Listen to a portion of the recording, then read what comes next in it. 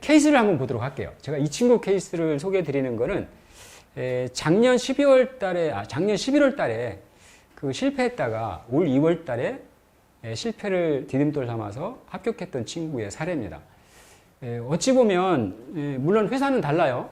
S사하고 A사라고 제가 표현을 했는데 이 두 회사를 지원했던 이 친구는 사실 스펙은 같습니다. 이렇거든요. 사순위 대학에 졸업한 지 한 학기가 지났네요. 나이가 좀 있어요. 그죠? 28살이고 전자공학에 3.7 학점은 좀 괜찮습니다. 그 다음에 직무체험회장 경험이 있고요. 특히 반도체 쪽을 지원했으니까 ACS 반도체 과정하고 반도체 공정실습을 경험한 친구입니다. 어쨌든 S사나 A사를 지원할 때 이 친구의 스펙은 똑같았어요. 자, 근데 결과는 달랐다라는 거죠. S사에서는 서류 통과하고 적성검사 통과한 다음에 면접에서 아깝게 안 됐던 친구입니다. 그래서 이 친구를 제가 작년 12월 초에 만났거든요. 올 2월 달에 이 A사를 지원해서는 서류도 통과하고 AI 면접도 통과하고요. 면접에서 좋은 평가를 받아서 합격이 돼가지고 지금 잘 다니고 있습니다. 자, 그러면 이 친구가 작년 11월 달에 실패를 딛고 서서 일어나서 올 2월 달에 최종 면접에서 합격한 거는 어떤 이유 때문일까? 뭐 때문에 그게 가능했을까에 대한 거를 제가 소개를 드려보도록 할게요. 저는 이 친구가 탈락을 극복한 합격의 힘이 이거에 있다고 생각을 합니다. 역시 이자면입니다. 이력서와 자소서와 면접이라는 거죠. 자, 면접에 대한 세부적인 얘기는 오늘 제가 말씀을 못 드리지만 어쨌든 아까 말씀드렸던 그 스펙에 대한 얘기, 그 다음에 타깃에 대한 얘기들을 참조하셔서 이력서와 자소서를 연결시키는 부분을 잘 좀 봐주시면 좋겠어요. 자, 이 친구가 S사를 탈락했던 원인은 저는 이렇게 판단을 했습니다. 설비 엔지니어로 지원했던 친구거든요. 이력서에 이런 내용을 썼어요. 이력서에서 가장 눈에 띄는 게 창업 동아리를 오래 했던 겁니다. 자, 이걸 통해서 이 친구가 서비스 앱을 직접 개발하고 출시까지 했었던 경험이 있거든요. 요걸 이제 사실은 이력서에 가장 그 눈에 띄게 적었고요. 그 다음에 반도체 공정 실습은 적었는데 ACS 반도체 과정은 또 적지를 않았어요, 이력서에. 그리고 직무체험회장은 적었는데 노래방 알바 2년 한 것도 적지를 않았습니다. 그것도 하나의 저는 패착이라고 보고요. 그 다음에 자소서에서 이 친구가 이 S사에서는 에세이 2번에 이걸 썼습니다. 하나는 창업 동아리 했던 게 메인 스토리로 나와 있거든요. 그래서 행복을 일깨워준 도전이라는 걸로 표현을 했고 또 하나는 가정사에 대한 얘기를 썼어요. 그래서 그거에 대한 소제목을 배려에서 시작된 행복이다가 이렇게 썼거든요. 저는 이 친구의 가장 큰 페이는 자소서에 창업 동아리라고 봅니다. 왜냐하면 면접에서 이 친구가 보면 압박 질문을 많이 받았어요.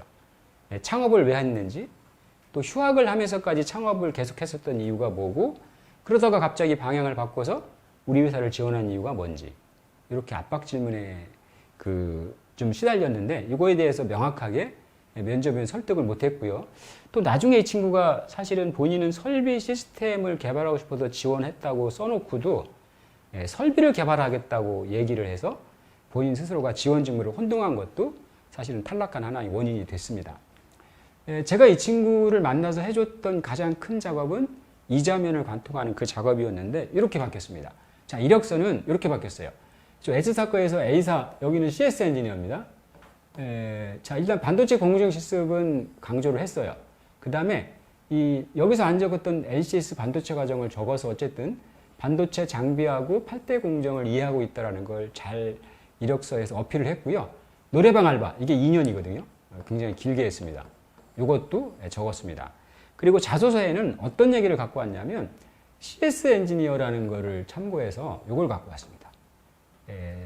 노래방 알바 2년 한 것이 첫 번째 스토리.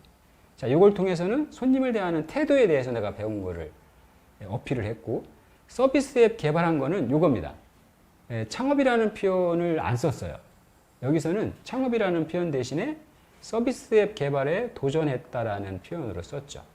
그러니까 창업이라는 표현을 없애버린 거죠. 서비스 앱 개발을 통해서는 본인이 고객을 위한 고민을 할 때 행복함을 느꼈다. 이런 스토리를 썼고요. 실제 면접에서 답변을 할 때도 이 노래방하고 서비스 앱 개발이라는 두 가지 고객 서비스 경험을 통해서 자기가 고객을 위한 일을 할 때 뿌듯함을 느끼는 성격. 이거를 잘 강조를 했고요. 그 다음에 그 삼성 면접 탈락한 다음에 본인이 어떤 게 부족했다라는 거 파악하고 그걸 어떻게 보완하고 있는지 이런 거를 얘기를 해서 진실성까지 설득을 했던 사례입니다. 그래도 지금은 잘 다니고 있거든요. 저는 이 친구가 3개월 만에 합격할 수 있었던 거는 이러한 이자명 관통하기를 통해서 본인이 철저하게 이력서, 자소서, 면접을 준비했기 때문이라고 생각을 합니다. 자, 그래서 이 친구가 저한테 준 선물입니다. 여기 보면 2020년 2월 25일 날이라고 돼 있죠. 2월 말에 이 합격을 받았습니다. 그래서 여기 보면 최종 합격했다고 나오고요. 여기 나오잖아요.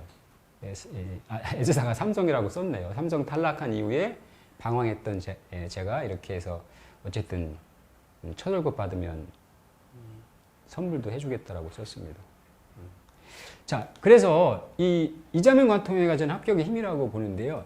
자, 이 친구의 사례를 보면 이렇게 썼습니다. 그죠? 자소서에 지나치게 시간을 투자하는 것이 옳지는 못하지만 일단 자소서를 쓰고 서류 전형을 준비하는 단계부터 최종 면접까지 바라보고 써야 된다는 거죠. 저는 이게 중요한 포인트라고 생각을 해요.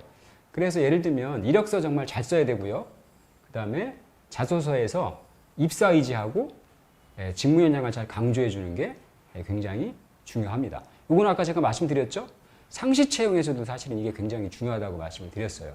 그래서 이 친구의 결론은 이거예요. 이력서와 자소서와 면접까지 일관성 있는 모습을 보여줄 수 있었기 때문에 합격했다고 생각을 하고요. 실제 면접에서도 자소서 기반의 질문을 많이 받았다라는 거죠. 그리고 면접위원들이 자소서 구체적으로 잘 썼다고 칭찬도 했답니다. 그래서 이런 분위기의 면접을 보게 되면 좋은 결과를 얻을 수 있습니다.